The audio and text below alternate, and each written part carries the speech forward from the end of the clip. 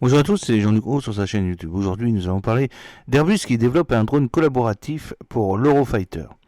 Airbus travaille sur le développement de la capacité de Teamwork Home Machine MUMT en vue d'équiper à terme les flottes d'Eurofighter avec son programme STAR.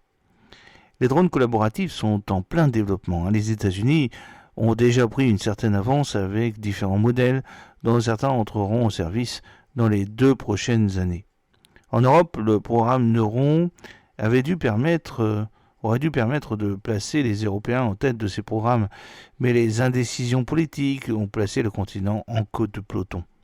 Airbus travaille sur un drone collaboratif nommé System and Teaming Advanced Research, le STAR, qui vise à intégrer les wingmen loyaux, c'est-à-dire contrôler à distance, destinés dans un premier temps à venir équiper les flottes d'Eurofighter, puis plus tard les programmes SCAF et Tempest.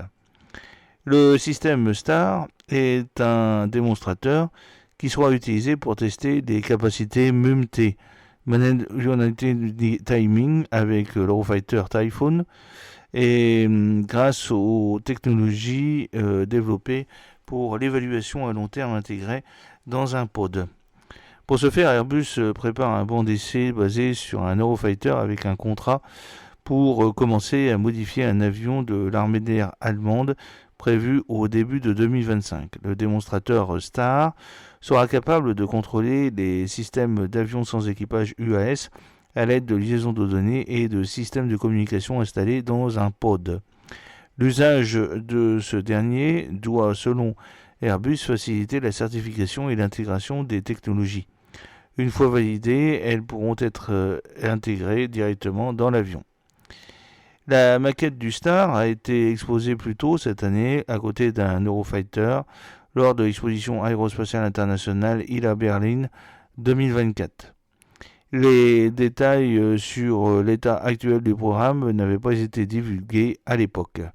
La plateforme vise à fournir un banc d'essai opérationnel pour évaluer les nouvelles technologies et vise une intégration plus rapide par rapport à une intégration dans une cellule.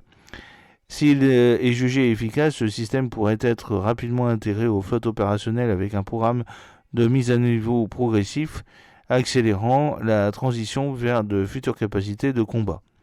L'initiative de STAR marque une étape importante vers l'intégration d'adjuvants autonomes ou d'avions de combat collaboratifs CCA avec des avions de combat habités, transformant potentiellement le paysage de la guerre aérienne et ouvrant la voie au futur système aérien de combat, le FCAS, prévu dans les années 2040.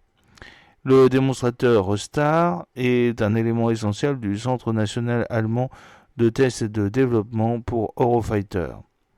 L'étude pour l'évolution à long terme, le LTE de l'Eurofighter, a été lancée en 2019 dans le but d'identifier une suite d'améliorations technologiques pour l'infrastructure du système d'armement et le moteur qui garantiront que l'avion reste opérationnellement efficace et peut continuer à diriger les forces aériennes des pays partenaires pour les décennies à venir. Plus tôt cette année, l'agence Eurofighter de l'OTAN, le NETMA, a lancé la phase d'activité du programme LTE avec un programme de maturation technologique de 3 ans. Le LTE est en cours de développement en même temps que les mises à niveau de la phase Enhancement.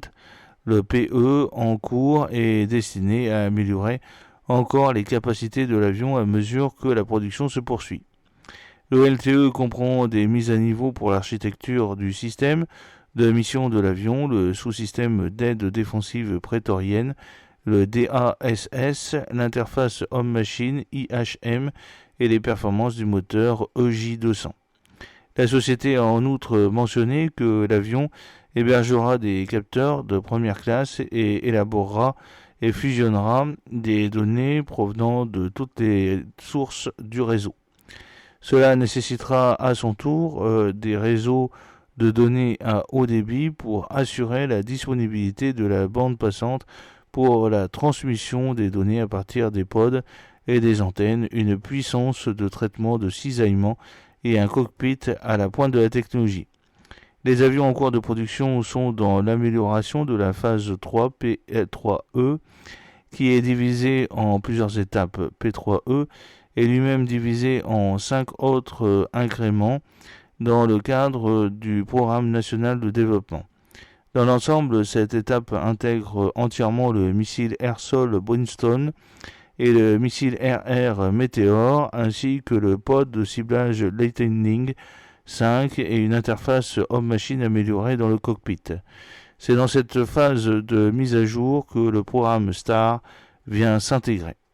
J'espère que cette petite vidéo vous a plu. N'oubliez pas de cliquer sur le pouce pour la promouvoir, de vous abonner si ce n'est pas encore fait et de partager cette vidéo sur vos réseaux sociaux.